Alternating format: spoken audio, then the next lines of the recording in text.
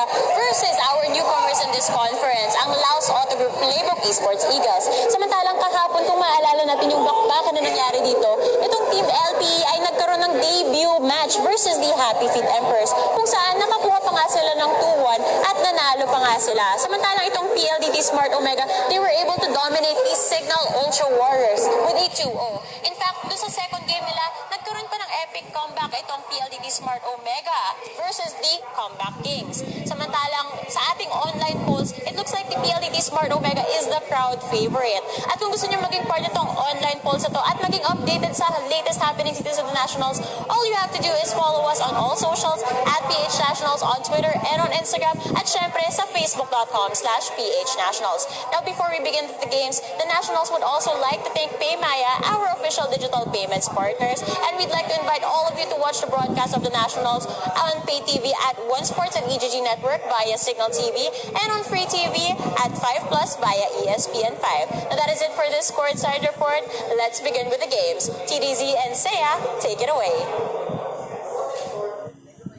Thank you so much, Miss Laika Mea, our gorgeous courtside reporter. At kami nagbabalik ang Tall and Small Connection. Ako si TDZ. And I'm Seiya.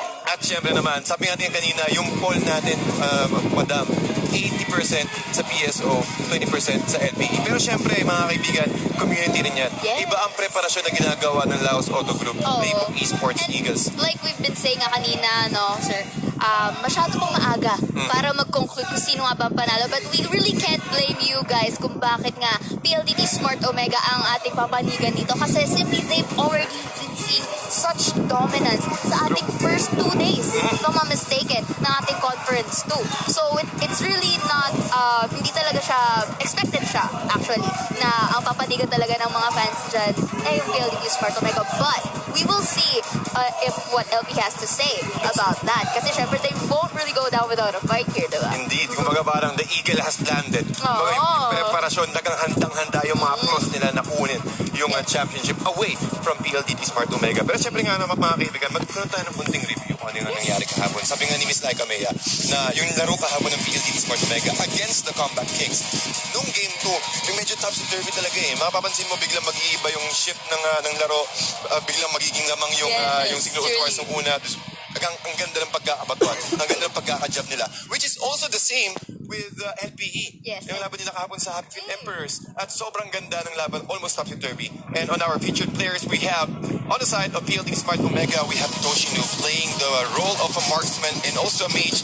And on the side of LPE, we have Rio with assassin and also marksman. Yes, and kung mapapansin nga natin from the yesterday's match, both of them have been doing a very good job in terms of their roles. And hindi naman talaga natin, like, we can't really wait because this is the most featured match of this day. Indeed. And like you were saying, their performances yesterday was really topsy-turvy because they are comebacking the renowned Comeback Kings for the side of PLDT Smart Omega. So they know how to play the game. They know how to do their researches in terms of their enemy teams. At kung titignan nga natin kung sapat ka ba ang ginawang homework neto PLDT Smart Omega against Laos. Magandang challenge yan, magandang challenge yan, small. Siyempre. Isipin mo, baga, ano yan eh, pabilisan ng farm. Kasi napapansin ko kahapon sa PLDT Smart Omega, si Toshinu, talagang sobrang patient niya paggamit niya sa paggamit niya ng carry.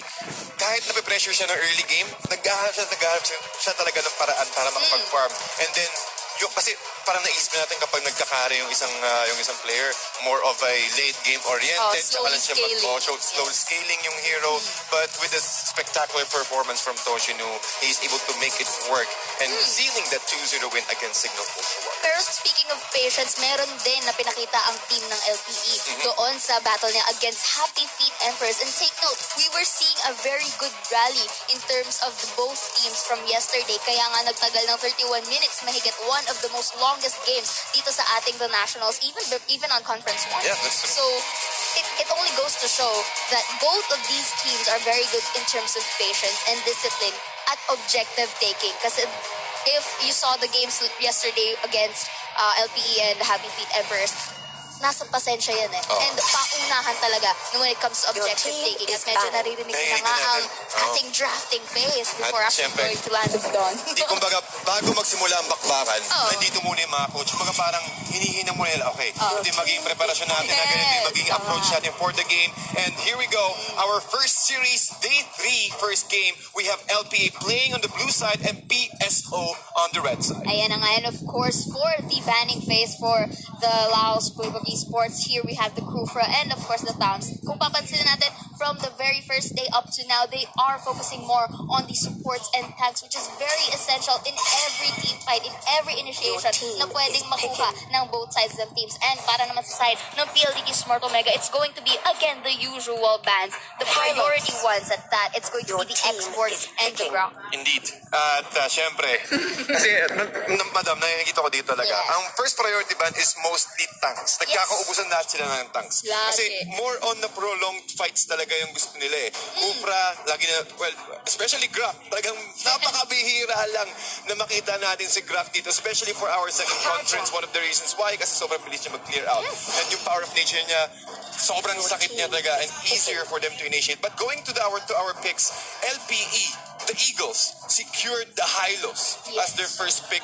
Ang ganda na first pick nila. Talagang highly contested yung tank na yan because of this glorious pathway. Ang dami niyang pwedeng i-enable. Yes. Maganda siya pang engage, maganda rin siya pang disengage, and the slow factor. Yes, definitely. At yun naman talaga, like what we've been saying, there is a reason why kung bakit na siyang napaprioritize. Simply because siya ang magiging pacemaker ng every team fight na nakikita natin. And of course, para naman sa PLDT Smart Omega, they know better and they know that they would use this to their maximum potential. Kasi nakita nga natin that Zamasha was used by LPE yesterday. And now they will do this and get it and up for grabs. So they will be first picking that Masha alongside with a very good Kaja with the help of his divine judgment. And of course, for the third pick for the side of PSO, it's going to be the Lolita, which is very essential as well. Na maganda rin naman pang counter dito sa ating second and third pick ng ating LP. Indeed.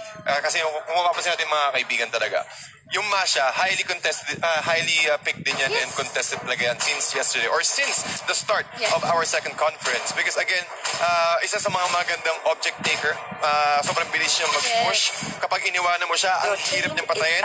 Isang corrosion site lang, ang makakahabol kagad siya. And talking about Lolita here, they're more of a crowd control. They need to get that AoE disabled and also a little bit of defensive side because of the Numinon Energy Core that they can provide to all of those heroes or kahit sa mga core heroes mismo ng PSO. Syempre, yun naman talaga ang kailangan ng both sides ng team. They need to have a very well-balanced kind of team composition para naman talaga mag-work out ang overall team play nila. And like what you've said nga, no, the Lolita provides that much defense para naman maganda maging recipe for the side of PSO. But again, going back dito sa ating LPE, looks like they chose the Valir and of course the Kimi. That seeing it already in the meta, it's no question as to why this is also one of the priority picks of each teams. And for the third and final bans, we will be having, of course, the Harith and the Leomord. Pero, Sir Tads, may napapansin ako eh. May nakalusot na hindi natin nakikita. Ano po, no? Yung Chang'e, titingin ko talaga Bukod dito. doon, may isa pa. May isa pa. Si Esmeralda. Oo. Diba? Yeah.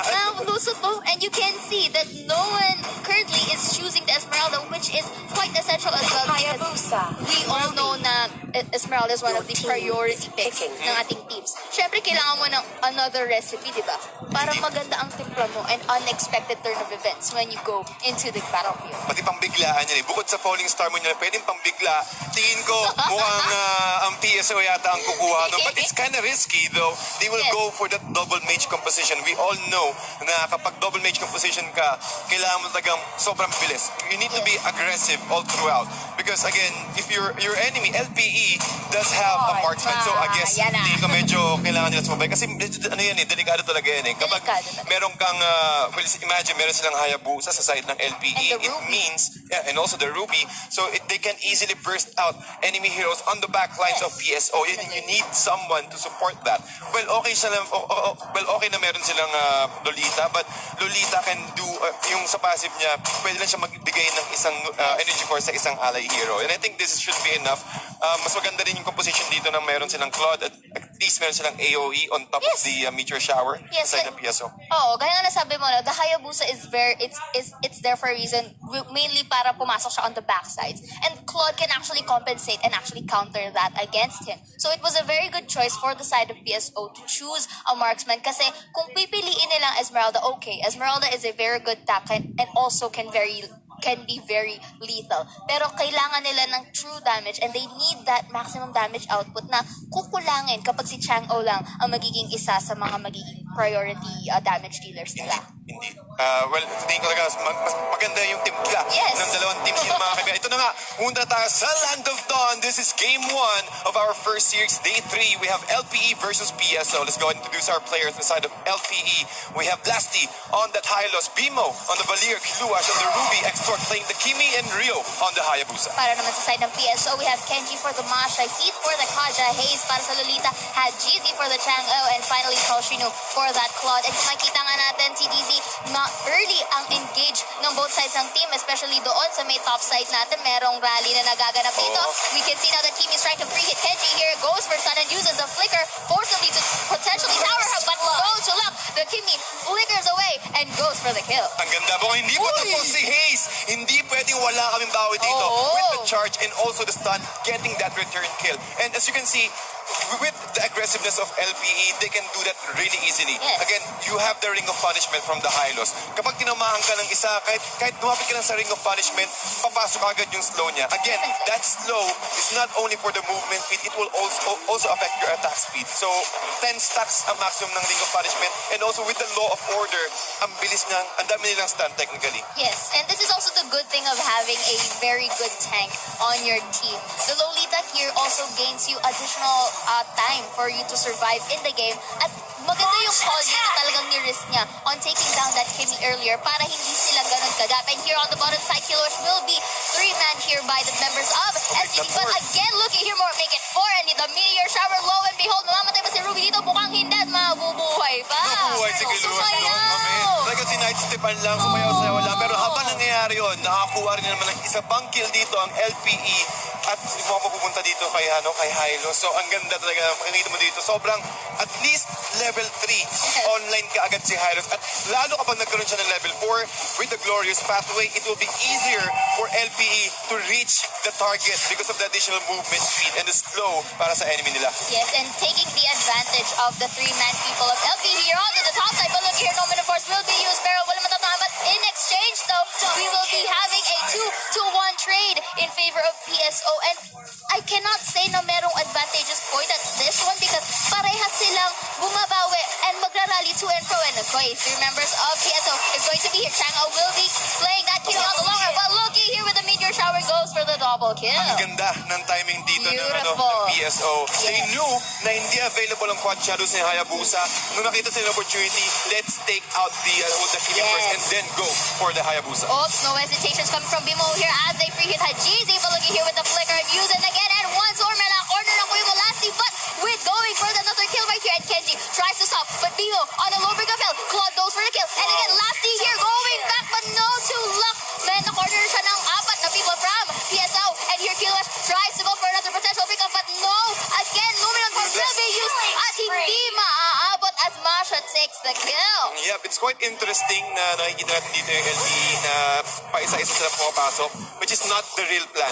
I think medyo nagkaroon na miscommunication and PSO are quite ready for this kind of engagement. Pero nangyayari naman dito mga kaibigan is yung mga Eagles naman, si Hayabusa is nakakapag-farm freely and this is what they need. They need to control or they need to provide space and gold for Rio to get his first item. Ito yung mga moments na akala mo tama na pero kulang pa pala. At yun ang nangyari sa LPE kanina because they thought initially that the calculations of their damage will be enough to actually pick off either the Claude na nakita natin na low HP kanina pero hindi sapat yung kanyang damage output. And again, not the tables were turned as PSO corners that Ruby. Farm muna, no? Yes, tamang farm naman. And again, we are seeing a very good discipline from the side of PSO. Kung papansin nyo, hindi agad nila finish ang middle third simply because they are going for that jungle minion, taking away what is left for LPE. That's true. At kailangan talaga makuha muna yung mga resources. However, ang PSO, ang PLD Smart Omega, nakakalabang sobra.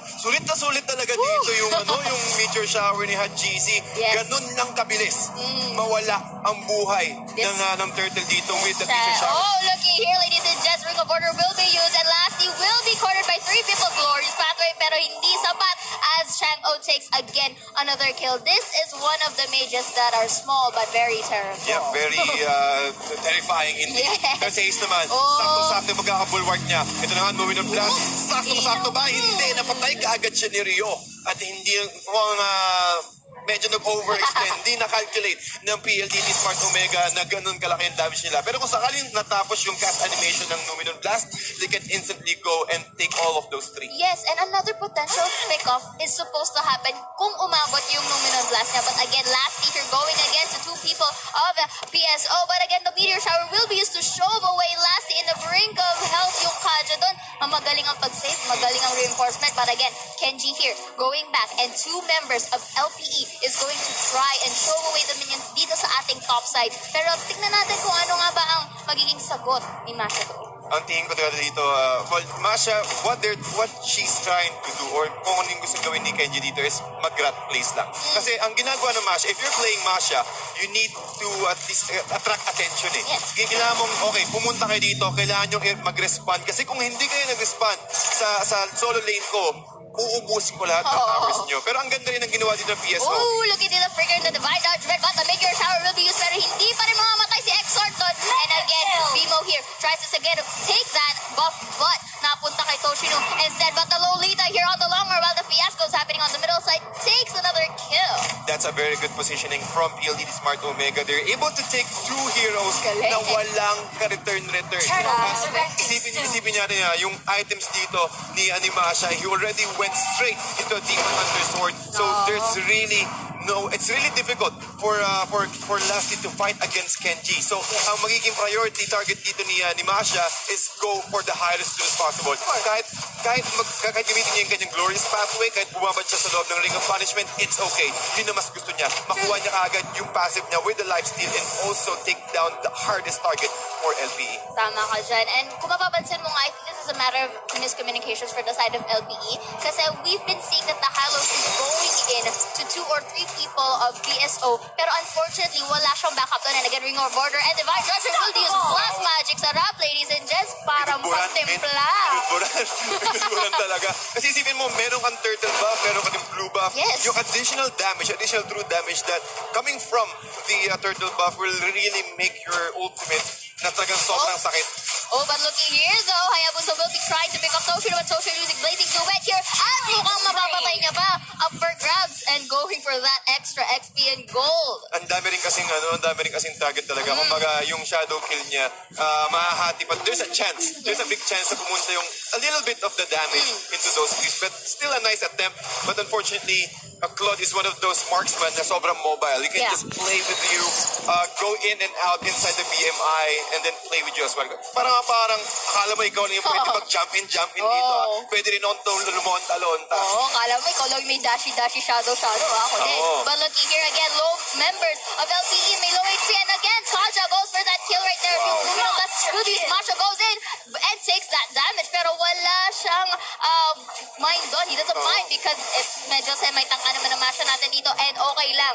Basta makuha nilang kill, and that is okay. And Hadjizi here just using that magic setup right here para lang ma-shove away ang members sa LPE, makapag-push sila ng maayos dito sa ating for the side of LPE. For the LPE. But then nakakita natin dito, when it comes to positioning of PLD Smart Omega, they're really playing aggressively. They're not giving any opportunity for the Eagles to farm all of their resources because they're taking it by themselves. And look at the item, Ice Queen 1 para sa Chang'e.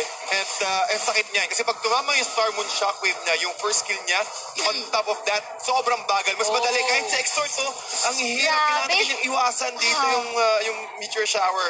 Ang sakit talaga. And again, si Kenji dito tamang solo lang with the Lord right here as the other members of PSO will be trying to contain yung members sa LPE doon sa kanilang turf. And which is a very good strategy for the side of At yun na nga naman ang kailangan nila with the help of their overall map control here. It's going to be very difficult for the side of LPE para lumabas sa kanilang lane. Yep. At talagang hindi binibigyan ng pagkakataon. Oh. Ramdam na Ramdam mo talaga. ng PLDT Smart Omega. Okay, kailangan lang natin hindi tayo magkamali. Kasi pag tayo nagkamali, there's a very big chance that LPE can turn this around. Why? Because they have the Hayabusa. Yes, They also have the Valier.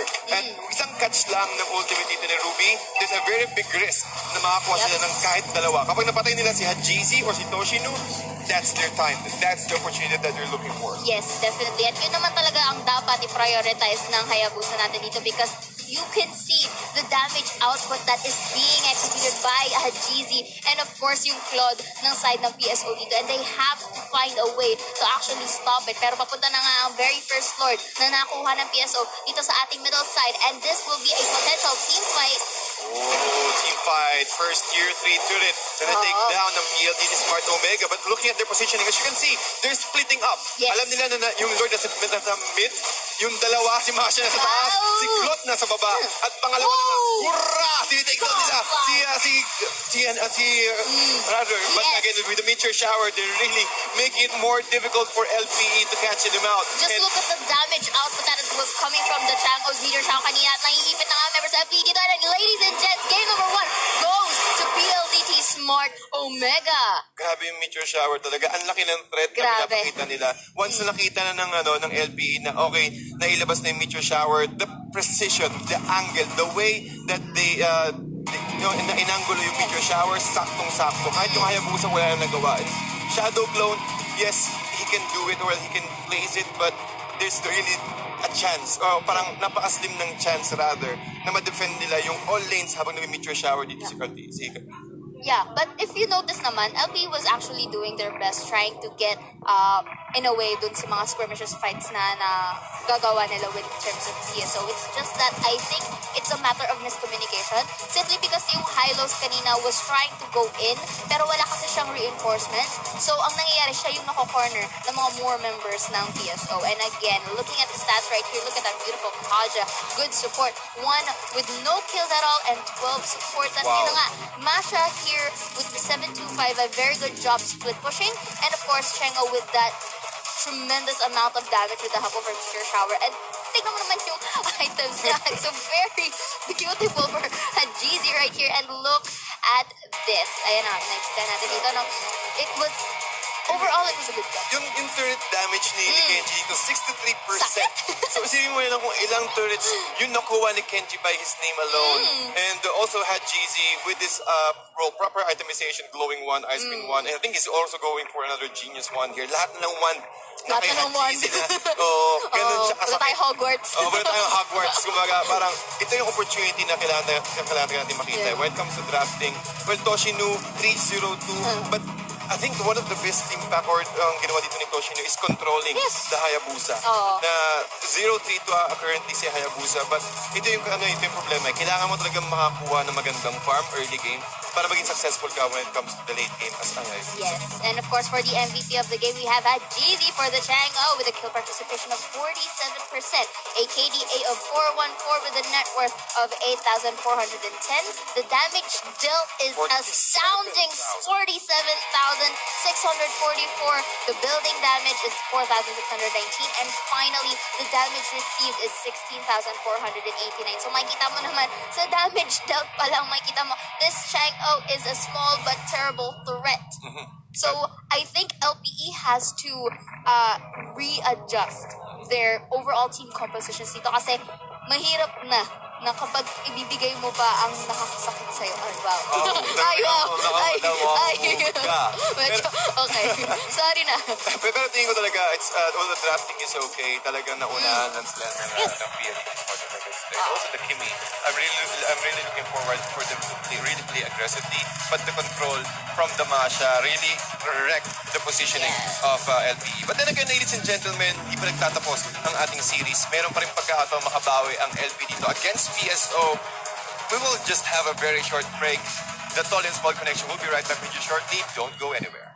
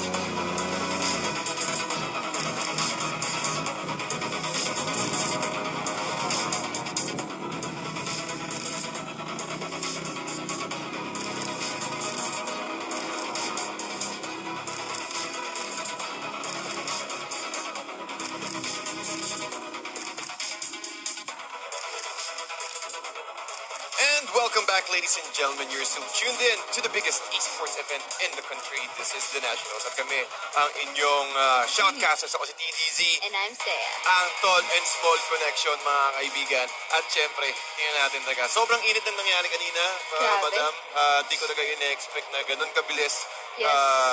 Well, i-take over ng PSO yung LPE. But LPE, well, tingin ko talaga, meron silang, meron silang chance na wala lang talaga yung window for them to at least capitalize Yes. on what happened. Tingin ko na-control ka agad yung Kimi dito, yung yung Hayabusa.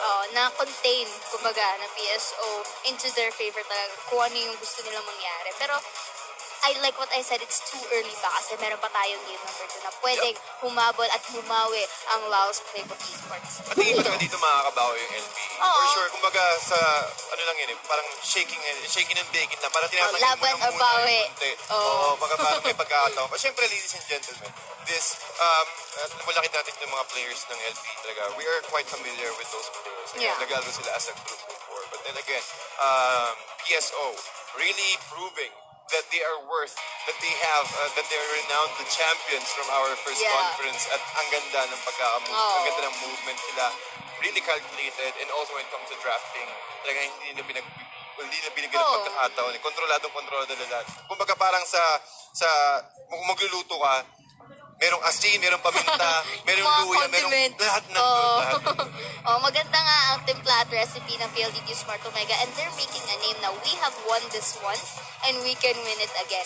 And so far for the first 3 days natin, it's going well for the side of PLDT Smart Omega. But again, considering that LPE is a new team, hindi pa huli para sa kanila kasi like what we've said, they may be a new team, but their team play or their members are not new into the scene. So I think it's just a matter of communications lang talaga, because the patience and discipline that we've seen yesterday wasn't really well executed ngayon, simply because hindi makahanap ng magandang timing yung Ruby nila dito. And I think that's also another factor for LPE. They have to adjust again with their drafting phase kasi you've seen that Chango with that tremendous amount of damage. So it's either they respect that or they take that. Pati ang ganda rin kasi pagkakakontra, tingin ko talaga na-anticipate ng Yes. PLDT Smart Omega na there's a big possibility that Chang'e will be picked by the Eagles. Yes. Ang tingin ko lang talaga is they went for a Hayabusa plus the Kimi. Mm. I really get it na kailangan talaga mag-early play or mag-play aggressively rather yung Kimi dito for them to give space for the Hayabusa. But with that early kill, yung pagka-charge ni Lolita sa yung first blood nila Yes, sa yes, outside yes. ng PS. So talaga na medyo na fell off yung timing or momentum rather ng And so basically the early invade ng PSO doon sa may parang top side ng LPE was, I think, what unexpected para sa side ng LPE, and they weren't able to see that coming. Pero the thing about this, especially for Game 2, is your capacity to actually redeem yourself from that kind of fall, which happened in the very first minutes ng game natin nung game number 1 for the side of LPE. So, yun nga, I think it's more on the discipline talaga, and again, communications. Kasi if mapapansin mo, there were times that LPE had a very good attempt on engaging on team fights, and that is with the help of the Hylos' Glorious Pathway. Pero ang nangyayari nga is wala siyang reinforcements to back him up. So, ang nangyayari, si Hylos ang nako-corner ng either 2 or 3 members ng PSO. And I think that is one of the key factors that LPE has to consider. That's true. Again, prioritization on heroes. At nakikita ko rin kasi kasi of course, Hylos will be the one who's going to the front lines. But unexpectedly, talagang hindi nagdadalawang isip na gamitin yung Divine Judgment na lalong palayuin siya away from the Glorious Pathway and also from the members. Kasi meron siyang HP regeneration once nandun siya to Glorious Pathway, which is, that's one of the reasons why he's really confident going in front. But without the Glorious Pathway and without the rest of his team, it's already a one takedown for the side of the PSO. Guaranteed. 100%. Kumbaga parang RNG lang yan. 100%. Mga 100% kumuha yung RNG, wala talaga. Pag nilayo mo si Hylos sa kanyang pathway, wala na. Mahuhuli rin. Mapapatay talaga. But still, nakikita natin dito mga kaibigan yung tagang prioritization of PSO.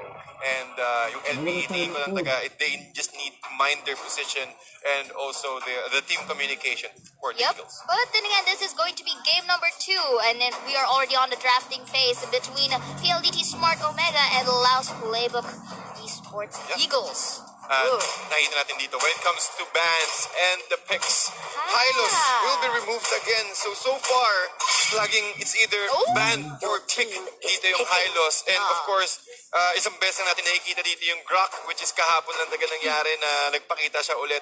But again, he will be denied for the second game of TSO and LPE. Masha will be removed as well, and also the Coup. Yes, at dahil nga na-remove ang mga first game na heroes natin, syempre ang kukunin naman nila yung mga naban kanina, and that is going to be the export for the side of PLDT Smart Omega, and again for the side of LPE, they will be taking away the Kaja of PLDT Smart Omega because they will be taking that as their second pick, and of course, they will start off with a marksman as their first pick, which is Quite interesting. interesting because I am expecting a Harris pick on the very first, diba? So that is what you would usually expect, lalo na kapag open sila. But the thing here is, there you go. That is what I'm talking about. The Harris here is hovered by the side of PLDT Smart Omega. At napapansin ko rin kasi, well, based on the performance of Toshinu on his carry, it is also a very good deny pick for LPE here. I really do understand because if they will give the carry to Toshinu, again, one of the mga comfort heroes, mas mataas yung possibility na they're able to pull this one off. So they're going on the safe side. And which is also one of the best ways to secure the farm of the carry is to pick off or to pick those heroes who can pick off a single target heroes, which is also Kaja. So tingin ko LPE, they have a very good start here. Medyo risky nga lang talaga. Medyo interesting na pinili nila agad yung carry, but I think it is a respect pick. And for the third pick for the side of LP, it's going to be the Lunox. And you have to take note, Sir TDZ, that Esmeralda is still open and up for grabs. And of course, marami pa ang heroes na open dito since there are the priority bans for both sides of the team are both tanks and supports. So it's very, very interesting to see that iba ang nasa ang pag-draft play ng both sides ng ating team. Talagang kakaiba. Sobra. Well, the reason why is because they're really prioritizing and protecting the back lines. Since Leomord has been removed by PLDT Smart Omega, other than the Harriet, siyempre alam mo natin na yung Leomord talaga. Well, ngayon kasi ang rival Leomord na yung nakikita natin with that additional movement speed after you reach the Your target, destination. your destination. In 300 meters. In 300 meters. Okay. Mga parang additional movements medyo makakahabol ka agad. Nakita natin yan before when it comes to that. Leomord, after arrival, tagang panic button ka agad. Ulasan ka agad. Kasi sobrang bilis niya at makakapag-dish out ka agad siya ng damage, which is also a good finisher. But for the fourth pick of LPE, we have another crowd control, which is the Lolita. Yes, and this is a very interesting third and final ban for the side of LPE. They are banning the Vaksha. The Vaksha, which is also a very good and sturdy tank. Denying a tank pick for the side of PLDT Smart Omega. That was a very good and a nice call for the side of LPE. But again, this is a very interesting pick for the side naman of PLDT Smart Omega, having that Toms as their third pick, Claude for their fourth, and finally the Rafaela as their support. So I think ang pinaka-focus ng PLDT Smart Omega dito is to not reach this game into a late game, because looky here that LPE has their very slow scaling heroes, and one of which is the carry na sinabi mo nga na deny pick against PSO. And again, looking back dito sa ating final pick ng LPE, it's the Bane. Yeah, sobrang delikado niyan. Kumbaga, well, Bane is really good when it comes to dishing out physical damage at ang taas ng critical niya kapag tumama yung Ram and also yung Crab Claw cannon niya. Plus the deadly catch, his ultimate is a very good crowd control to push back the aggressiveness of PLDT Smart Omega. Because one of the reasons why I said that is kapag pipili ka ng Rafaela, bukod sa healing, meron ka din additional movement speed na pwede mong ibigay sa mga allies mo. And the deadly catch should be enough for you to buy time or a little bit of time to re-engage or at least push back, or kung kailangan mo mag-disengage, that should be enough. Kasi ang plano dito ng LPE more of funneling the gold or give space for the carry to get this farm as soon as possible. Pero magiging problema talaga dito, ang dami nilang crowd control, ang dami nilang AOE, and given the fact that they have the Zaman Force, once they have reached level 4, it will be a very big problem. So bigaw agad si hit dito. Oo nga eh. So we will be here for our game number 2 between PLDT Smart Omega and LPE. At nakita nga natin the X-Word screams as he shoves away the members of LPE. But again, looks like it's going to be a early game like here. Conjugating the first blood. Heath here trying to go with his flamethrower and shoving away the members of LPE, which is a good job so far sa ating red side. But again, this is a good job for LPE kasi this is what they're trying to prevent. They're trying to prevent PSO from getting more resources, more EXP. At syempre maganda yung pinakaunang pick-up na yun in a very less than a minute Less game. than a minute Oo. yun. At syempre nakakuha rin sila. Na-shutdown nila kaagad si Hayes on his Rafaela. Denied the XP away from them. Yep, denied kaagad. At nakikita dito when it comes to rotations, talagang pinapriority nila yung farming. Shutting down the core heroes of PSO is really necessary since kapag nakapag-level 4 kaagad si Hajiji dito, ang hirap. Napakagandang Nakuha! ni Lasty. Nakuha ni Lasty ang kanyang crab. Alam mo, madam, si Lasty talaga, simula kahapon, hindi lang crab yung ini-spin yan. Hindi lang di mga puso ng mga taong Ay, ini-spin grabe. yan. Pati yung Lord kagabi, Oo. siya ang nakakuha nun. Sana all na steal daw. Kumaga, grabe. Oo, pero that was a very good performance again for that Lolita. Again, denying. And speaking of denying that, si Exort meron pang na-bonus na kill by taking Turtle away into resurrecting the battlefield. And again, last year, doing a good job shoving away the minions para hindi magkaroon ng city ng minion wave at home si Hayes. Cut kagad, no? Oo. And this is a very good opportunity then para sa LPE knowing that this Rafaela may be a good support but at the same time squishy din siya. And LPE has this good opportunity to target this para it's going into their favor. Indeed. And LPE have a very good position here, trying to take down the first turtle of the game. However, Kenji and Heath, meron silang idea. Ready silang nakawin dito yung turtle na divine judgment into Hayes, shutting him down. And also the deadly catch, pushing back at GC. But where's the rest of the crew? PSO needs to turn back. Double kill para kay Reo on his carry. Si Heath naman, tamang flame missiles lang, just pushing the rest of LPE back. That was a beautiful flickering of order for Kaja as support and carry going for that kill to kill Hajizi. Again, magandang panimula to para sa side ng LPE simply because they are denying the resources away from PSO.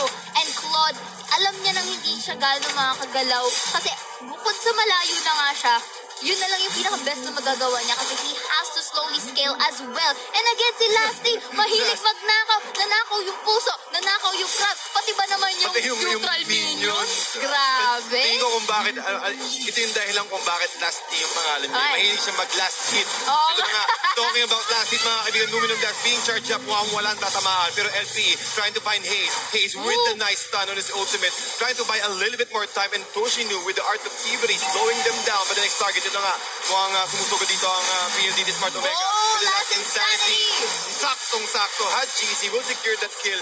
And a little bit of skirmishes at mukhang tingin ko mukhang umukay na din yung PS dito. Hindi natin kailangan sumalubsob. Kailangan natin silang kontrolin as early as possible. And with a low brick of health to spare. Pero looking here, Lunox doing a very good job with her darkness to free hit that Claude into his death. At ayan na nga, again, magandang rally to for both teams. Pero we are seeing more momentum sa side ng LPE as they go for the patience to actually take down one by one the members of PSO. And that's a very good takedown for the Eagles, shutting down the top lane by taking the tier 1 turret, making it more difficult for the Claude to farm for the rest of the game. And looking at the net worth though, 12,800, almost 13,000 sa side ng Eagles at 9,000.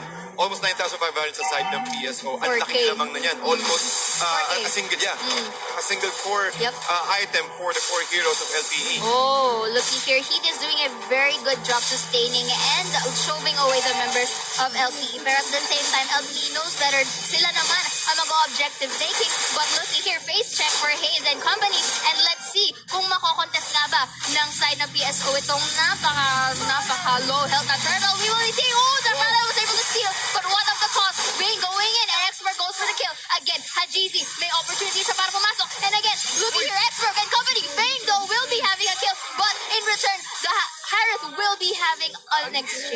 Grabe, ang ganda ng pagkaka-exchange doon. Nakakataga parang parang binarbecue na yung Eagles dun sa may very small choke point, but then again, they're able to take one member away from PSO, which is really good because as long as Export is dead, as long as Export is not getting those kills, hindi agad magkakaroon ng malaking life steal because of the Festival of Blood.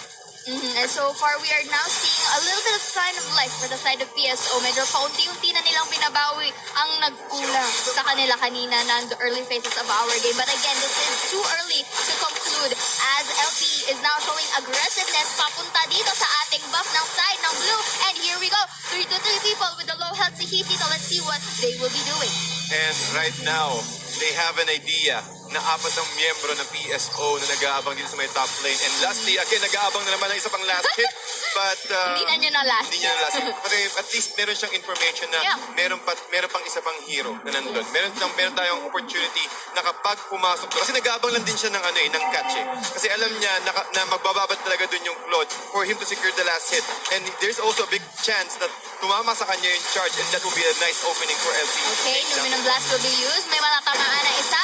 They will be targeting the third person. And last Sandy will be going for that export, pero naka-cancel. And here, Mari will be free hitting and goes for the killing spree. And of course, Discipline as its finest, they prefer to actually go back instead na overextend to get another pick-off, which is a good performance for the side of LP. But again, Harris, nakita natin kanina na tinatry niyang mag-abang for, again, a pick-off. Pero alam niyo mag-isa siya out of 4 or 3 people rather of LPE. So it was also a good decision not to risk it. But again, Kilabzy here dito sa baba, parang tatry niya i-take yung bottom lane turret. But here, back tayo sa middle lane, mukhang mag-aabang ang members ng LPE. And LPE dito. Oh! Grabe yung arrival dito ni Extort. Nakahuli pa siya ng isa. Grabe. But LPE being shoved out of the turtle lane.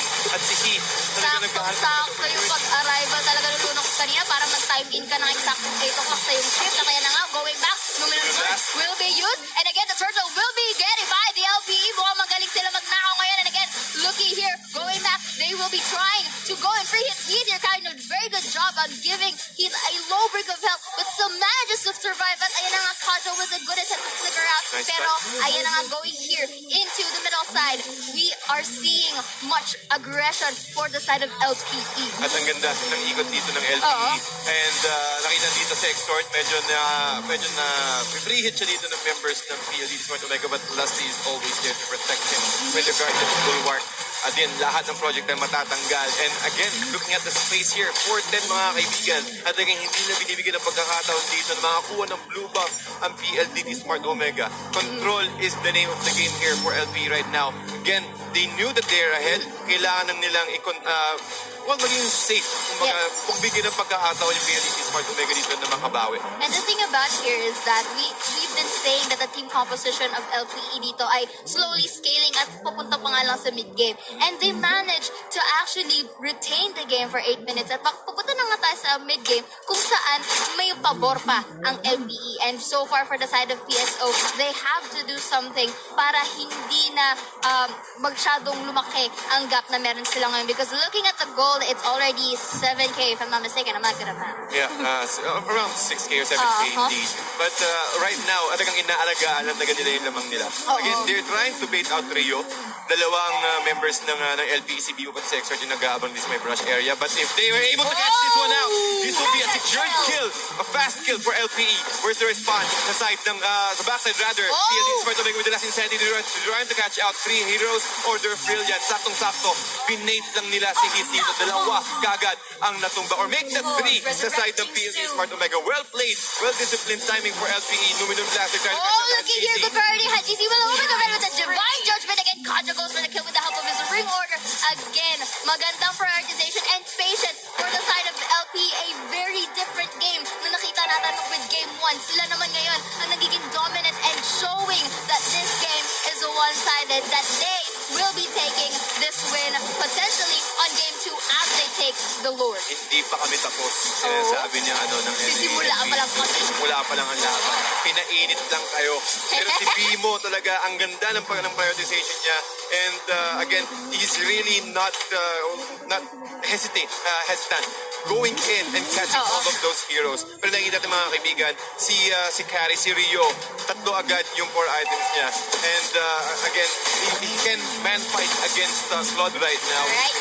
Keep going here with Fire Stick, okay? Hindi na push si Lasty, but that's okay, which is very essential kasi Lasty here is really good, not just by stealing resources, but again, to bait out the members of PSO, which is, in so far, napupunta sa pabor nga ng LPE ang initial strategy nila ngayon. And again, for the side of PSO, they have to defend as much as they can without being picked off kasi if they are picked off, mapupunta nga sa side na to ang more max controls na sa LPE. Yep, at habang nag-aabang ang Eagles for the Lord to move inside, mukhang mag-group up din sila.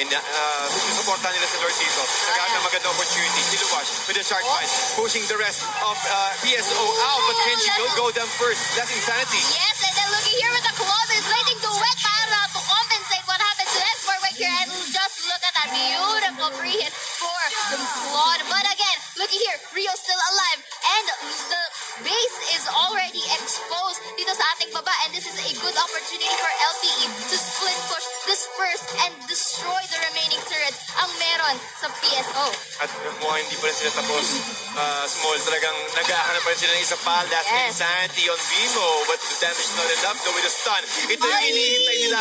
Yung charge na gamit kay Lusty. And also a nice pushback para hindi sila tamaan ng stun dito ni Rafaela. Yes. Nice decision from LPE. PSO naman ngayon ang naglalak ng reinforcements kapag nag-initiate si Kuya Export. But again, this is not yet over because PSO manages to actually defend with a very low rate of health. Pero at what cost? Dalawang tore na ang nabaksak. Iisa na lang ang natitira. Tignan natin kung ang PSO ba ay kayang kumambak dito sa ating very pinchy game sa kanilang side. That's true. Well, I think comeback is still possible for PLD Smart Omega, but they need to be patient. They need to wait for the next objective, which is the Lord. 100 seconds left at kailangan ka nilang i-contest. Kasi pag naibigay or pag nakuha ulit ng LPE dito yung Lord, it will be a very difficult for them.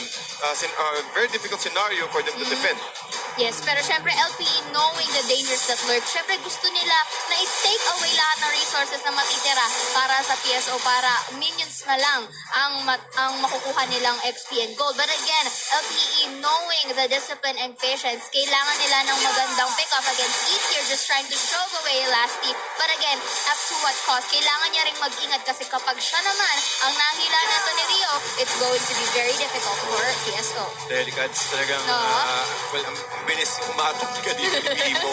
Talagang isang surprise lang. Ang dami ka agad na kayang mag-deal ng damage para dito kay Gil at matanggal ka agad yung Pirago armor. And they just need to get that initiation. Again, playing patiently is late game is a very difficult task, especially for the pro players. Because again, Looky here!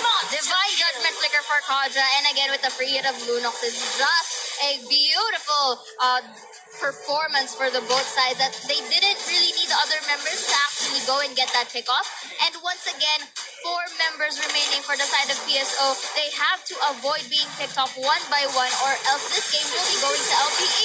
And looking here, a potato pick off, last insanity will be used. Mapasa sa buga ng tatlong members ng PSO. Numero touches and will hit 3 people right here. At godlike ang mapupunta sa Lunox with that darkness. And again, base is exposed. Haze here will be trying his best, pero up to what cost? Here, look here, pinaprioritize sila ang base. Here, Toshinu will be picked up by the Lunox with the darkness, at ayan nga, more and more damage will be coming out from LPE. Bane will be using the ult, and Kenji tries to shove away the remaining minions at hand. And here, on the middle side, unay nila yung Tore, which is a very essential move. And habang nangyari yung sex, so ito buwabat sa pinakaloob, a little bit of miscommunication or miscommunication there, but Nuin and Blast, tatapusin na rin talaga ng LPE. Akala nyo tapos na, hindi pa kami tapos. There's still a way for us to fight back. Yes. And also nice control from LPE there, from Eagles. Talagang alam nila na lamang sila ng early game. They're able to capitalize and stay ahead, be ahead, and just not giving any opportunity for PSO, for PLD Smart Omega to get that comeback. This is a very intense game because it's a complete 360 of LPE's first game. They showed the dominance, they showed the patience na hinahanap natin from yesterday's game. And just look at these stats right here with Bimo using that Kaja very efficiently. Support killer ang gusto ng kuya mo dito. And of course, that Lunox with the 918 And look at their gold. Ang ganda ng pagkaka-priority now in terms of resources, which I think PSO was unable to do. They weren't able to scale as much as they could, and I think this is also a good time to adjust again with the drafting. Pati ano kasi, napapansin ko dito, yung stance ng PLD Smart Omega is yung sa Rafael. Yeah. And it's really difficult kasi, again, yung catch nila. Talking about catching heroes, we have our MVP of the game for our game 2. We have Bimo on his Kaja, 75% kill participation, 401 when it comes to KDA, damage dealt of 38,000. Again, this is a support Grabe. Kaja. Support to Support Kaja with 38,000, 24,000 damage received, and building damage of 3,500. I think, ano rin kasi siya nag-Calamity Reaper siya, Yes. plus the fleeting time, and yung damage ng kanyang, yung kanyang passive is yung, ang sakit pa rin talaga. So that gives them a lot of opportunity. At kapag nakapag-burst agad siya, with Extort, always with Extort, yung darkening niya plus the case salt really melts down the heroes of PLD. And it was a very good performance. Nakita nga natin yung si Kaja kanina, a perfect flicker plus divine judgment, tapos samahan mo pa ng pre-hit ni Lunox. It was a beautiful performance for the side of LPE, and I think this is the time where LPE can say, we are not yet done. We are just starting. Nagsisimula pa lang kami. Hindi kami pwede makakuha ng 3 points sa amin. Hindi pwede, napakalabo. Pero ito nga mga kaibigan, tingnan natin kung sino nga ba ang magwawagi para sa ating first series. Later sa ating Game 3, kami ang Tall and Small Connection. Wag kayong aalis. The Nationals will be right back with your short series.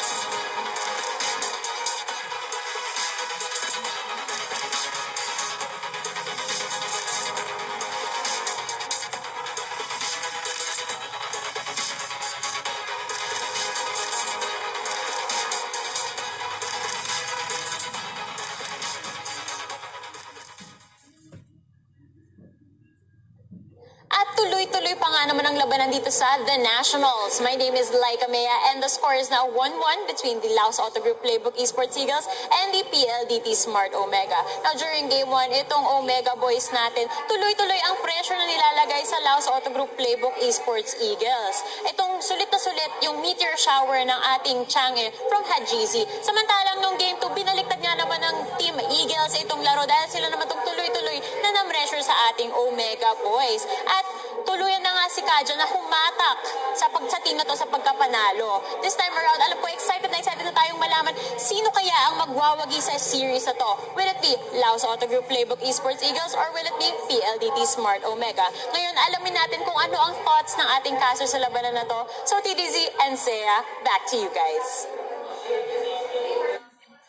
Hatak ng hatak kung sino ang panalo. Thank you so much, Ms. Laika Mea. And again, we are the small and tall tandem. I'm Saya, and with me is... TDZ at syempre mga kaibigan, sobrang init ng laban natin. Bigayan lang talaga ng bato. Merong nagbubuhos ng magic sarap, meron din hatak.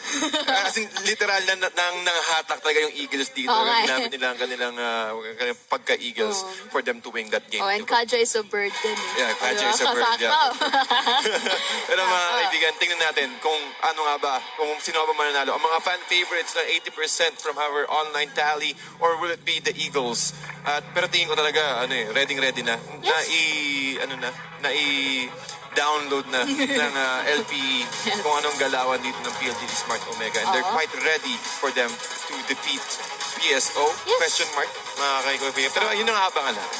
Yes, pero kasi in terms of skills and gameplay talaga, we know that these two teams are on par with each other. So ang tanging basehan lang talaga natin dito kung sino mananalo is not of the skills. It's more on the execution, kung paano yung overall team play nila sa Land of Dawn, and again, yung calling the shots. Yun talaga paunahan kung sino talaga ang unang matitibag at kung sino ang magwawagi. Talaga. Kumbaga, pati ang laki rin kasi dito ng impact ng drafting. Nakita natin kanina, priority nila yung Kahari. Again, I think that was actually a deny pick here from PLDT Smart Omega. And the way that they drafted is, again, shutting down the main core heroes of PLDT Smart Omega. Talking about shutting down heroes and also talking about the drafting, we do have our draft number 3 for our first series. LPE now playing on the blue side rather, and PLDT Smart Omega on the red side. This is going to be the deciding factor for our first series of our day number 3 here at the Nationals. And again, speaking of denying, again, madi-deny ang similar 3 picks natin nung nakaraang game, which is the Masha, the Hylos, and again, the Gronk as their priority bans. Kung papansin nyo, ladies and gents, they are prioritizing once more, kahit paulit-ulit namin sasabi, ang mga tanks and supports, because they are the pacemakers of this game. That's true. At ang laking bagay talaga dito ng tanks. And all of those 4 heroes that is removed is talagang more of a team fight-oriented hero. So napansin natin talaga. And also, except for Masha. But Masha, sobrang hirap niyang habulin dahil sobrang bilis niya tumakbo at sobrang bilis niya mag-take down ng objectives. So this time around, LPE will be choosing Kaja first dahil nga naman, bakit mo iibahin ang maganda na performance, and that would be on Demo's side. And here naman for the side of PSO, knowing na available si Kufra, syempre kukunin nila yun. And alongside with Toshinu's carry. Yep, and that is a very good pick here for PLDT Smart Omega. Again, alam naman natin na mahilig maglolita ang Eagles. So again, one of the best counters for Lolita is again the Kufra. Yes. Again, once nakita mo na nag-charge na si Lolita, he can easily reach or cancel the cast animation of the Numenor Blast just by using the Tyrant's Revenge. The only question here is the perfect timing. That's kung true. kailan niya mababouncing ball etong si Lolita dito when it comes to the charge of the Numenor Blast. But again, for the side of LPE, they will be choosing once more the Lunox. Bakit mo nga naman sisirain ang hindi naman sira? For the side of LPE here. And again, to retaliate on what happened on the previous game, this time, we will be seeing a throw. Yep. And also, kung sakaling hindi umabot yung Tyrant's Revenge dito ni Kufra, meron silang G2 to cancel it out. And also, one of the best ways for them to separate, it's almost the same with KJ. Kung meron kayong pang-separate, kung meron kayong pang-pick off, meron din kami pang-pick off with the use of the Way of the Dragon. And I think that is also really efficient when it comes to rotation. mas ma-enable ka agad yung Your team is mas mabibigyan ng space nila dito yung kay Carrie. I think it's really efficient for PSO. Truly, and kung mapapansin mo, Sir TDZ, Esmeralda will be banned for the side of LP. And take note, Chang'e is open and ups for grabs pa rin. So titignan natin if PSO will be taking that away, or they would either use it, or they are confident enough to face. Tignan natin. Tingin ko, Uy, okay your din team dito yung is Chang sa picking. side ng PLD Smart Omega since meron ng mage lead yung, Yes. yung LPE. But kailangan nila ng isa pang heroes na magandang AOE to slow them down. I think, well, since banned na yung Hylos natin, since banned na rin yung Grok natin, it is still viable, but I'm not that confident na available dito, na ipipick dito ng PSO Si Chang'e. yung Chang'e. Yeah, but it kind of depends again if they would actually manage to work out. Even though the Chang'e is na, again, Chang'e ka na yung Chang'e, si Harit pa pala, Si Harit low-key, available pa. low-key na nagtatago dito. Uy, huwag niyo ako kalimutan, sabi niya. At Yeah, mukhang, at napili na nga. siya na nga ang mapipili dito for the side of PSO. And like what you've mentioned, mukhang hindi na tayo makakita ng Chang'e dito since LPA already has Lunox, and I think the one that is remaining for the side of LP is the marksman, and they Your will be team choosing is that picking. Granger. And for their offlaner is going to be the Toms. Yep.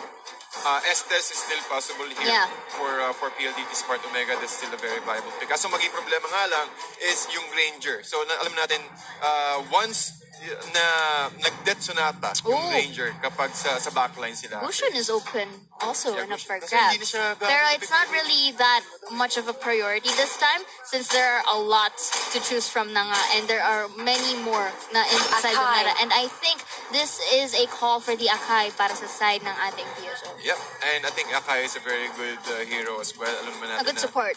Yeah. And a tank support. Tingin ko magiging ito. Yeah, support to. Kasi nakasprint siya. Then Samahan niya si Harit. Samahan niya si Harith. Then, pipili siya ng emblem, which is yung pull yourself together. So, we can always use that sprint every single time. Isang lockdown lang kapag nahuli nila si Lunox. Kasi alam naman natin na si Lunox, meron siyang Order of Brilliance. Pwede niyang abangan yung hero na yun for them to make it easier for them to catch that Lunox. Yes, and looky here for the members of PLDT Smart Omega. Tamang strategy lang pag may time dito, talking. At mukhang ready na sila para harapin ang ating first and debut team na ang LPE. Yep. At I think may na-internet sa seryoso. mga reactions sila. Sobrang seryoso sa kanila. Again, you don't want to lose those points as early as right now. Kasi kung ikaw yung team taga dito, kailangan mo agad magkaroon ng magandang kailangan mo agad i-establish yung team mo sa top spot, and you don't really want to be at the very low bottom spot right here as early as right now. And with that being said, ladies and gents, we are going to our final game for our first series between LPE and PLDT Smart Omega. Let's go for a quick rundown. LPE BMO 4, the Kaja LP Kilowatt 4, the Toms and Exhort 4, the Lunox Rio for the Granger, and finally Lasty again for the Lisa. And on the side of the PLD Smart Omega, we have Haze on the group of Shinu playing that carry, Kenji on the Cho, Heath on the Akai, and Hanjizi playing that. And again, so far so good for the side of both teams. And again, he's trying to steal away this buff away from the LPE members. But again, Lasty, good job in shoving. And then look here, looks like they managed to steal the show for the side of PSO. At si Haji agad na nakakuha. Pero nakita natin sa ating minimap, si Granger at si Lunox cut agad yung wave. Yes. Hindi nyo pwedeng iwanan agad yung middle lane nung wala kang contest. But still, Hajizi, if less than 2 minutes, makakuha agad siya ng level 4 kapag uncontested siya. But Yes. right now, 2 members when it comes to the laning phase, like more of a invade and more of a getting that level 4 as soon as possible. Kasi they understand that once the Harriet got his level 4, they can already go as early as less than 2 minutes. And again, looking here, Hajizi trying to just poke Kilowatt away to go back to his lane. And again, more members ng PSO ay nandito sa ating top side trying to go for a potential pick-off. Pero syempre, unahin nila yung Crab. Exor will be here, going for that knock-up. And again, looking, hold Hajizi with a low break of health without Lunox right here. Pero dito sa taas, mga free hit si Kari dito with a double kill to spare. And with a low break of health, they managed to back away with a beautiful victory and no trade for the side of Nakita mo LPE. yung small, talagang hinibigay talaga ni yung kill kill. kay Toshi. Oy, speaking of exchange, mukhang may ma-exchange na ang marksman ng LPE dito, pero at to what cost? It took a bit of time, but it was okay. But then again, for the side of Exhort here, mukhang pipilitang mag-back away si Hayes. Yep, at hindi mo talaga kailangan, you can't afford to give a lot of kills, especially for this Lunox. Kapag nakakuha siya ng isang core item niya, masakit ka agad yung ganyan darkness. Okay, looking here, GC trying to go in with 3 members of LPE, but again, going back, they will be disengaging anytime soon because like what you said, hindi nila ma-afford ang another pick-off. Pag napapunta ang isang kill kay PSO, again, automatic may gold and XP yan. Yep, that's additional golden XP, especially for the horse here. However, top lane, bouncing ball, kinukontrol nila kontra niyakap kagad si Extort, and Extort will go down.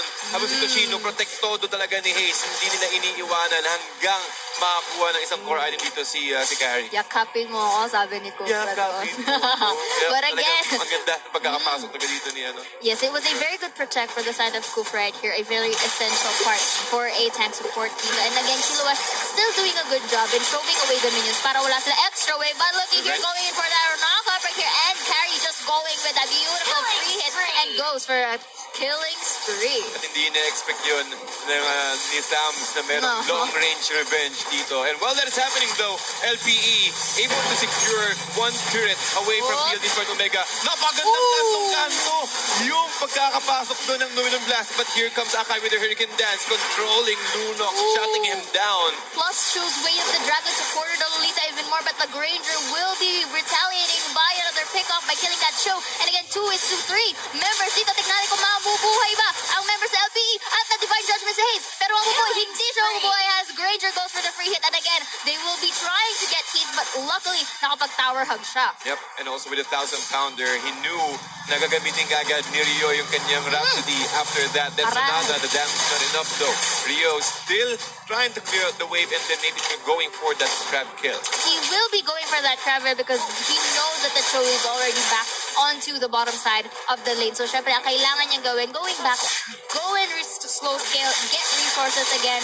And I think this is a good job for the side of LP so far in containing. But again, the aggression na pinapakita ng PSO is something not to be neglected. That's true. And again, you see the kills of Granger here. He already had the Raptor Macheta plus meron pang tatlong attack with the daggers.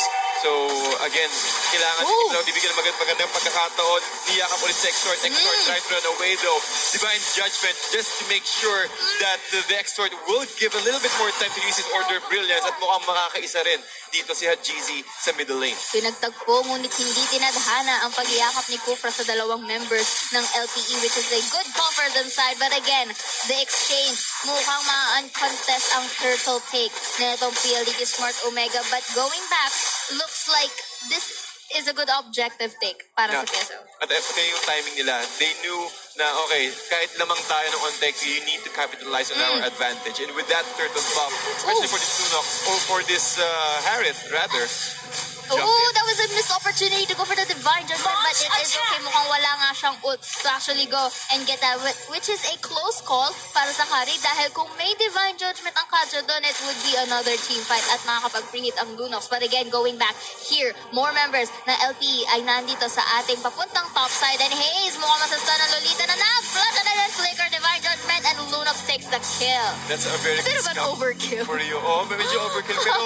tingin ko kasi necessary din yun. However, in the bottom lane, napagandang Daman Force here. Transport from Luas. Luas able to take down one member first before going down. And that's a 1-for-1 exchange here in the bottom lane, but giving space for the top lane to be pushed by LPE. Looks like pushing is the priority for the side of LPE dito, which is a good call kasi kailangan nga naman nila mag-push ito, taking advantage na wala pang members ng PSO ang nasa may top side. But again, here, Harris just taking the resources and slowly trying to side push here dito sa ating bot. Pati ang ganda, meron agad concentrated energy dito sa Lunox, so you can just use mas maganda na meron siyang opportunity na bumabad doon sa pinakalob. That was a good brilliance to actually take away from the actual team fight, but the Granger here takes an exchange as he kills the Akai. Tinake advantage na yung paggamit ng Hurricane Dance with that beautiful critical. Pati ang ganda ng pagkakatiming dito ng Order of Brilliance ni Extort. Huli, mukhang makakuha ng isa pa. Yakapin mo ako at hindi sapat. At ayan na nga, namatay naman siya sa kamay ni Be careful dito, Extort. Wala siyang kasama dito except for luck. Yes, then take note that there are 3 members dito na makatay at masakit. At konting knock-up lang ni Hayes dito is going to be a potential pick-up. Pero syempre, objective is the name of the game as they take their second turtle. At sila, si mo nag-aabang. Ito na naman siya. Uy! Mukhang hindi niya kailangan i-risk talaga. Kasi they knew na kapag nagbigay naman sila ng isa pang kill, lalong mas mahihirapan sila when it comes to late game. Okay, but we are seeing that the Tam is slowly side pushing in the Fiasco here. The Heart goes for the middle kill with his Diamond Force. And ayan na nga, the Granger was not able to take down Heath, but it's okay. It's good enough to show away the members of PSO. But here, in the long run, Kilawash at Kenji, nag-1v1 dito sa ating bot, pero hindi magkakaroon ng casualty. That's true. Kasi again, once na-pop na yung Contrant Inferno, the lifesteal of the stamps will really ramp up. At ang hirap na well, at least that's a nice contest para sa show. At least na-pop niya yung Contrant Inferno. He can at least try to gather information how strong the Tempest is right now. And he can just always use his Jeet Kondo and also his Shunpo to get that additional shield in to run away. Yes, totoo yan. But again, looking here, Exort will be using the arrival against Toshino, but Toshino will be freeing hit as Hayes yayakap muli. At ayun o, free hit muli si Kari. But here, Lasty will be preventing that free hit. And again, Hayes using the brilliance of Lunox right here to prevent any more casualty. But once again, ayan na dito si Hajizi. Uy, dominant force. Dalawang tao nakuha. Granger will be having another free hit and Lunox goes for the kill. Wait, and then by judgment. Beautiful execution for Bimo right here at the third. Ang tables around with the side of LPE winning that team fight. But again, Kenji here dito sa ating middle side nakapag-push. But up to what cost? We see here 3 members ng ating LPE pinupush ng Torre, exposing the base of PSO. Habang kinukotol dito ni Tham, si Cho, ayaw niya palagpasin. Pero mukhang tatapusin na ng LPE. Eagles, they're really trying to do their best now. Hurricane Dance, trying to control Extort. Mukhang naipit. Saktong-sakto yung Order of Brilliance, trying to control him out. Tyrant's Revenge, saktong-sakto rin with the bouncing ball. Trying to catch out Bimo, but Bimo is well prepared. The movement speed is way too fast to Shino. Trying to move forward, trying to catch out Bimo with the next trigger in. At yung dashes, Phantom Step, able to secure that kill. Killwash might be the next one. Heath, and also the Tyrant's Look at Rage. that knockup at nakakapuli. At ayun na nga, like you suggest, Hayes will be going here and the carry will be having that free hit with the forward. But the Numeral Blast will be catching 2 people. Hajisi will be stunned, but will be going back anytime soon. Oh, si Kenji, sinalo niya ang damage already, but the brilliance here. And the Granger has the double kill, but again, going back, look at that beautiful crit damage from Rio. And Toshino will have no choice but to go back, but again, trying to shove away Lasty and a good retaliation for LPE. Pati si Rio, parang nagdalawang isip siya kung papatamaan niya ba yung last damage ng Death Sonata dun sa carry or dun sa Harry. But unfortunately, Harry is way too fast. He's able to dodge that last target or the last bullet from the Death Sonata. This time we are seeing some good map control and domination and momentum for the side of LPE as they manage to retaliate kung ano man ang binibigay ng PSO kanina. And that was just a beautiful free hit for that Granger. And syempre, eyeing out the prize, they will be going for the first Lord. Medyo mataas ang tensyon talaga dito mga kaibigan. Balanseng-balanse. Wala pa rin siguradong panalo. LPE or PLDT Smart Omega. But as of the moment, LPE, sila ang nakakalabang. Nakita nila na unting-unti. Mukhang nahuli! Si Heath dito. Wala nang pagkakataon. Wala silang pang-initiate. Toshino trying to move forward. Here again with Kilabzy slowing down with the Diamond Force. He will go down. And again, looking here, that was a good 2 for the side of each team. One-on-one trade. Pero again, Toshino will be going back. Lumigas will be used. Wala matatamaan. Pero si Hayes, mamamatay in the hands of the Lunox right here. Masastan si Kenji. Walang escape. And then tries to go and actually dash away. Pero hindi pa sa foot because the Granger has that range. And again, with that Ring of Order, beautifully done by the Bimor here. May mag-a-arrival. Papunta dito. Toshino tries to free hit away to safety. Goes for the tower. Pero hindi aawat mo ka at looks like 3. No, 4 members. Ako huli. Dito sa ating carry. Dito and again. Goes for the mega kill with the Lunox. And here, eyeing out again with the second attempt sa Lord. Lord, ang magiging desisyon ng Eagles dito mga kaibigan. At looking at the network, 6,000 network na ang lamang ng LPE against PLDT Smart Omega and they're feeling it right now. Holy Crystal para kay Bimo.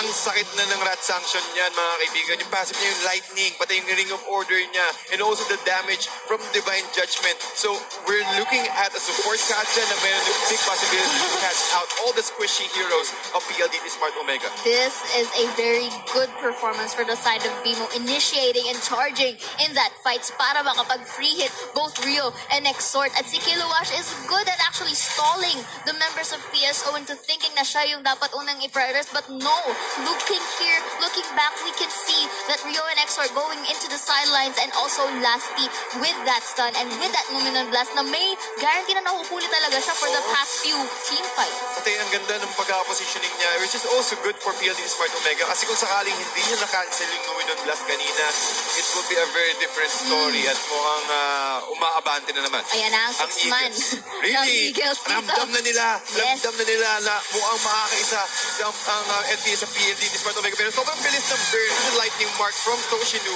But still, another objective being taken out by LPE. And looks like they will be looking at the judgment, and again, Ludox will be going and killing Heath over there. And again, Kaja go for that killing spree, pero mukhang maganda ang execution as Toshinu goes back. Luminous Blast, walang mahuli, pero it's good enough to actually contain the members of PSO right here. And looking back, look at that damage coming from the brilliance here on Ludox. And Gaily, the gentleman looks like LPE takes game number 3. Ang ganda ng laban.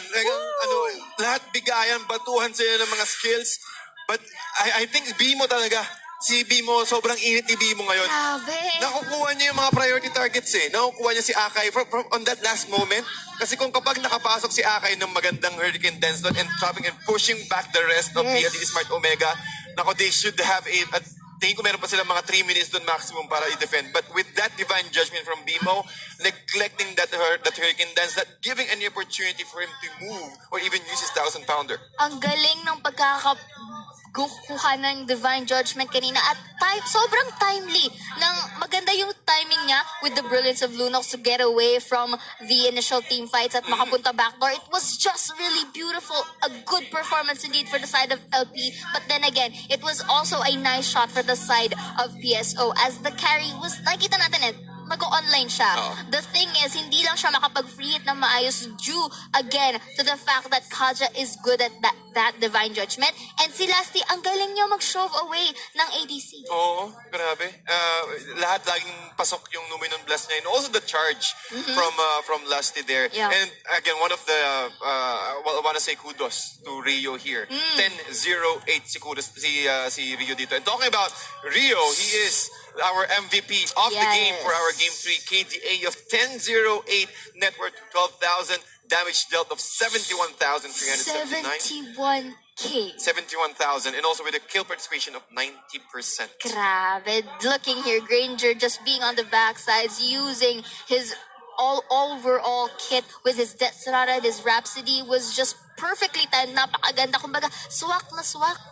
So pasok talaga, pasok na pasok. Bukod dun sa mga Rhapsody niya, yung mga Death Sonata niya, very long range Death Sonata, and he is able to be mobile using his rondo na hindi mabibigyan, hindi mawawala yung Marami strike na niya. akong makikitang Granger tsaka Kaja nito. Oo, matik yan. Mga parang talagang, ito yung mga meta eh. Yeah, Yung mga strong, mga meta heroes right now, and they're able to use it like this as a perfect utilization rather.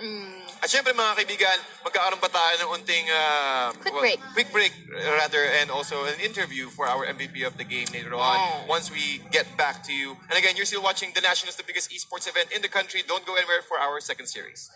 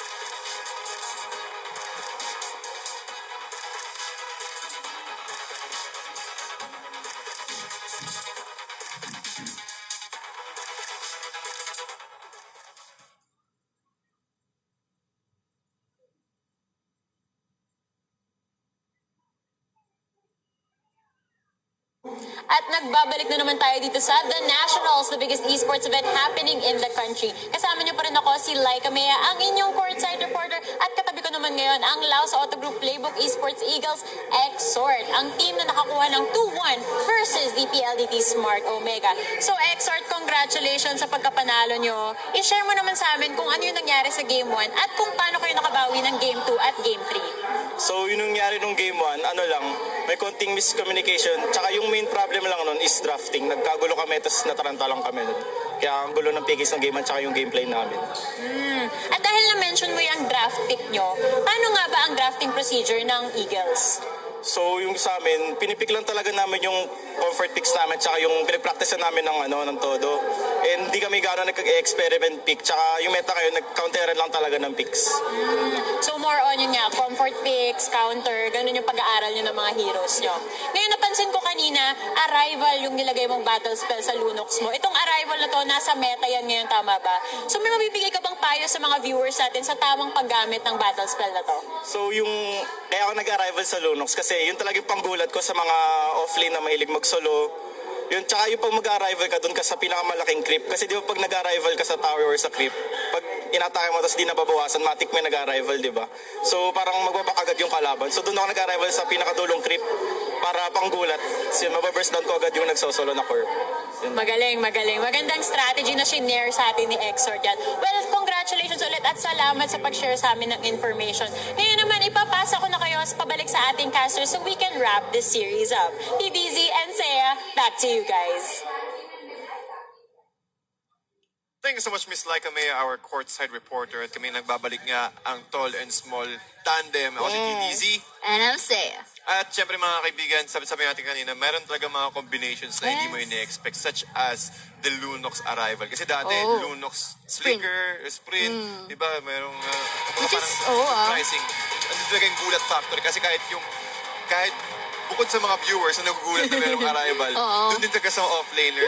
It's really interesting to see that yung burst potential talaga. May bago na akong natutunan. And I think it's about stealthiness din talaga and knowing that may burst damage na itong Lunox. So it was actually good strategy for Exort. And gusto ko yung sinabi niya na hindi na sila nag-experimental picks, which is really true because this is conference 2 and you don't really have the time to actually experiment out. Because if you really want that victory, you have to go all out. And again, going back to our team standings right here, LPE from downward to second goes with 2-1 against PSO. And again, PSO still gaining a point. Yep, 1 point against LPE. Pero nakita natin kanina mga kaibigan kung paano mag-shift out ang mga teams dito kapag nakakuha ka o kapag nakakapanalo ka. Yung 2 points kanina nasa 2 points din sila. So that's a very big jump for LPE. And that's also very well played matches for both teams, PSO and LPE. But right now at the moment, let's just give thanks to our broadcasting partners. You can watch the broadcast of the Nationals on pay TV at One Sports and each network via Signal TV and on TV at 5 Plus via ESPN 5. Okay. And also our partners, the Nationals would like to thank our Paymaya, our official digital payments partner, and also for you to be updated on our updates or any kind of updates right here. We have our social media accounts at PH Nationals on Facebook and Twitter at twitter.com/PH Nationals, and also on our Instagram at instagram.com/PH. Yes, so we shouldn't really go away because this is like papapapos pa lang ng first series natin. First series pa lang. There are 2 more matches, guys. So again, this is the small and the tall tandem. My name's Saya. And I'm TDZ. Don't go anywhere for our second series. See you guys later.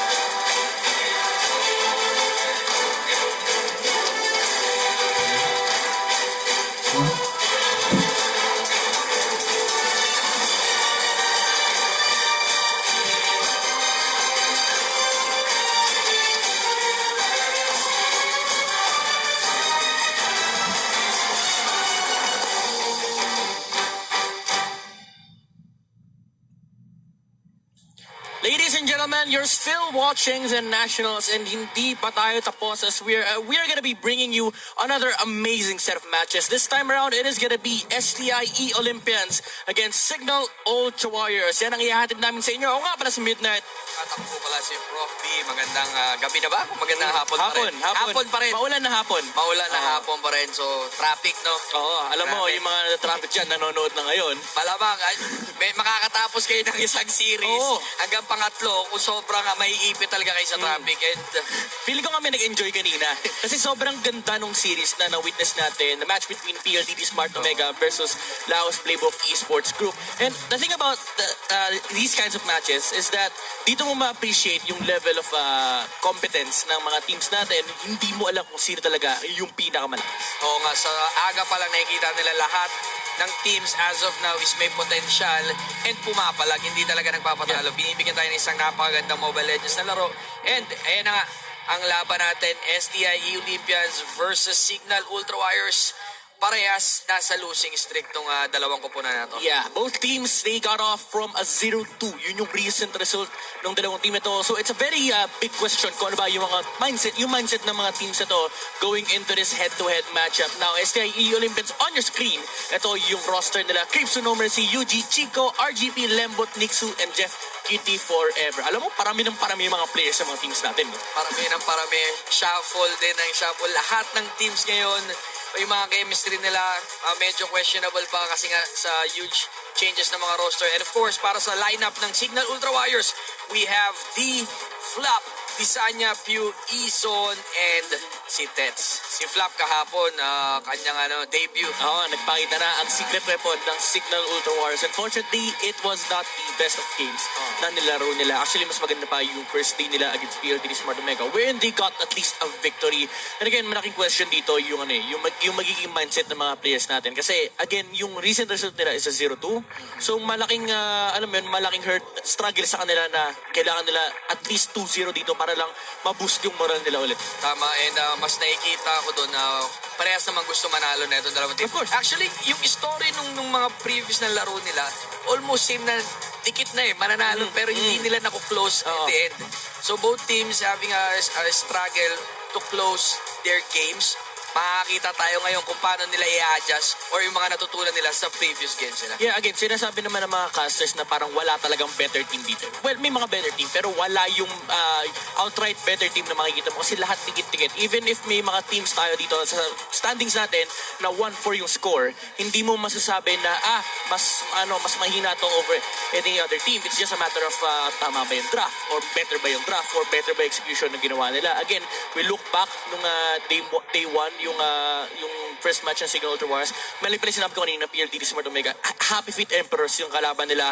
If you look at that game, ang ganda ng pinakita naman ng Signal Ultra Warriors, dikit na dikit. Dikit ng sobra. Kung makikita mo mananalo or yung mga nasa top na teams ngayon, may mga panalo sila na malalaki. Pero bago nila nakuha yun, talagang dikdikan. Yeah, oo. Hindi mo masasabi na laging landslide or one side lang. Yep. Laging may laban for both sides. Pinaghirapan definitely, and yan ang paghihirapan ng dalawang teams natin mamaya sa magiging bakbakan. But of course, we have to take a short break. Again, we are your shotcasters. My name is Midnight. And ako po pala si Prof. B. Huwag kayong alis.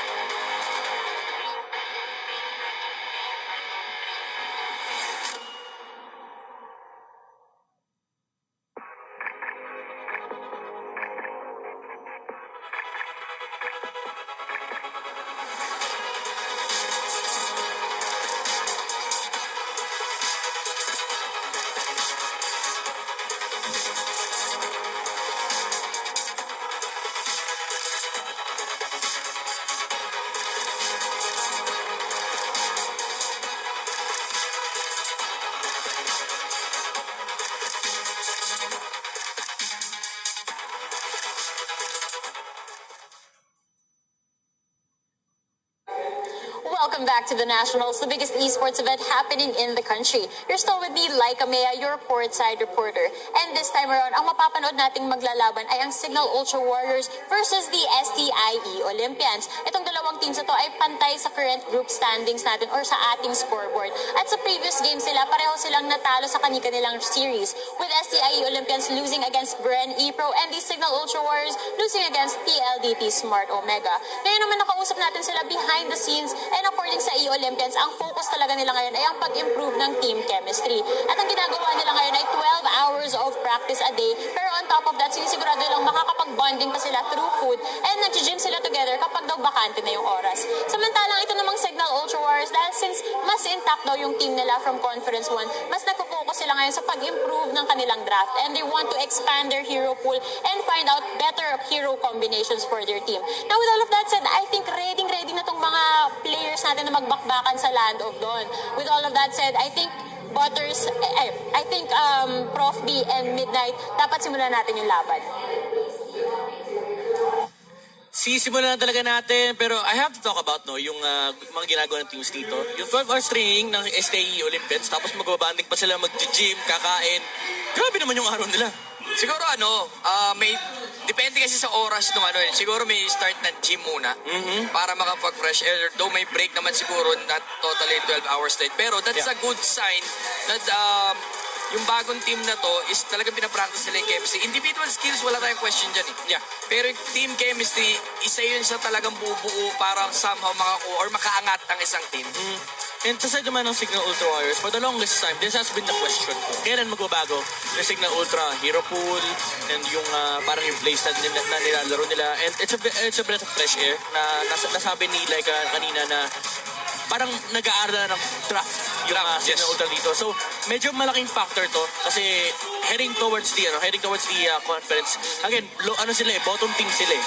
So, kailangan talaga natin makita yung adjustment na ginagawa ng Signal Ultra Warriors. It's not easy. It's not an overnight task.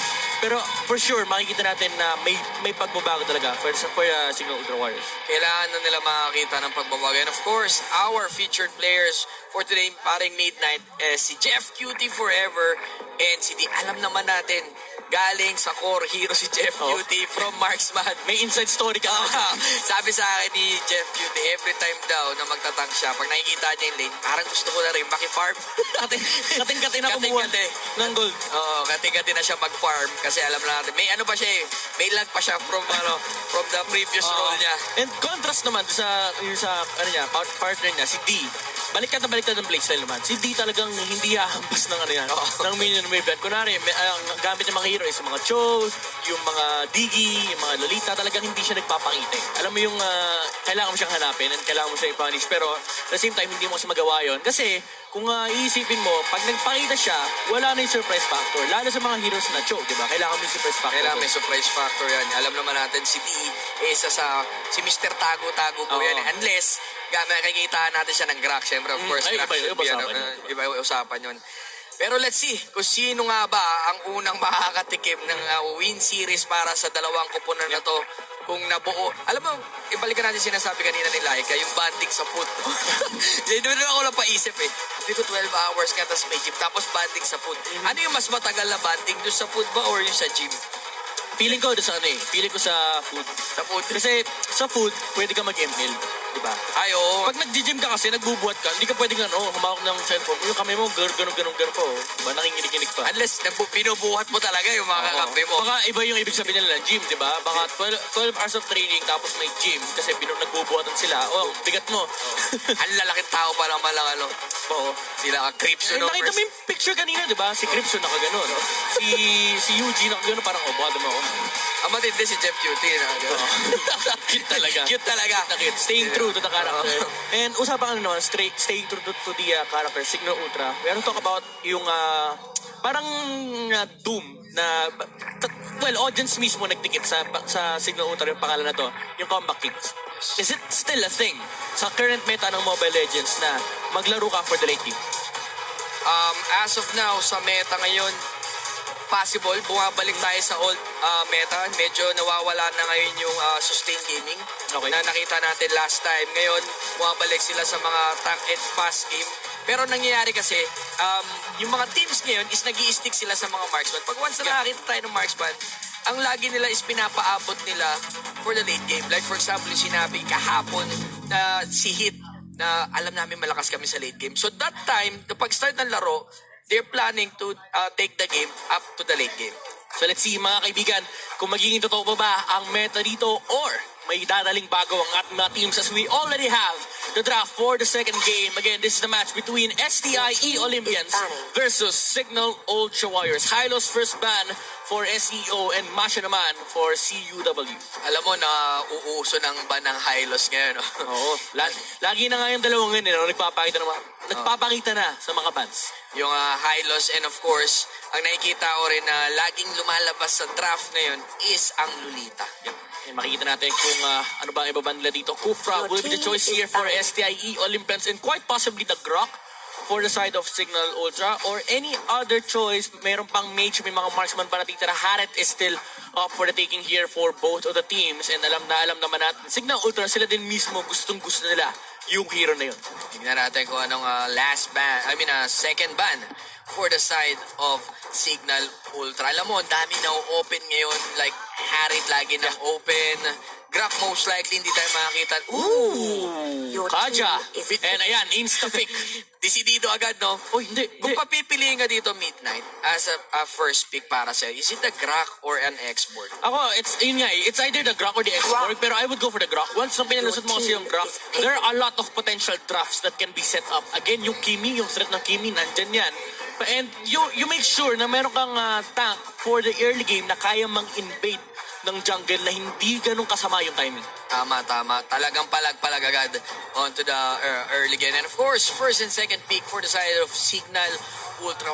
Ultimo Cho ngayon, umaabot na sa second phase, no? Second phase of picking. There you go. Ito sinasabi natin na uuso ang Lolita as of now. Prep na already for the Kimi, no? X-Borg and Lolita. And STIE Olympians dito, they can possibly pick up the mage right now. Harit, again, is up for the taking. As well as the Tams and the Kari. Harit, Tams, that's pwede naman Harit.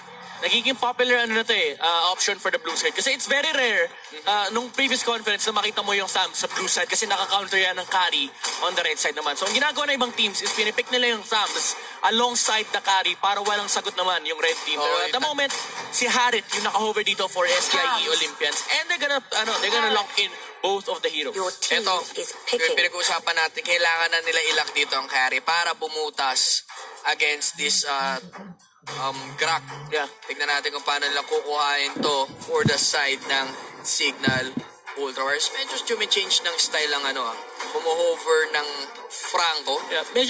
Medyo malaking info to pag nung hinover nila ang laking info na baka pwede maging fighter fighter X-Borg. There you go. So that's probably D0, no? Oo, tama. Tignan natin. Last man for the side of Olympians. Yep. I think Kari is up for the taking. Kari, and napansin ko sa Signal Ultra Wars, once nawawala ang Kari, nag-change sila to Bruno. Bruno Very Mars. interesting indeed. Tignan natin kung paano nila gagawin to. Medyo makunat for both sides. There you go. Kari is gonna be banned out. Kasi the thing about that is, alam nila na sila yung may thumbs. Kahit pa sabihin mo, pwede mong i-pick yung cloth dito for STIE Olympians. Ang sama kasi laruin ng thumbs pag may Kari. Wala ka mapunta ang lane. At the same time, hindi ganun kalaking problema yung sustainability mo. So, ang option ng STIE Olympians dito is ban out the Kari, then play along the lines of Granger and Claude. Yun na lang yung paglalaroan nilang dalawa. Which, I think, mas pabor sila. Leaning towards sila kay Granger over the Claude. Leading towards over kanilang Granger dito.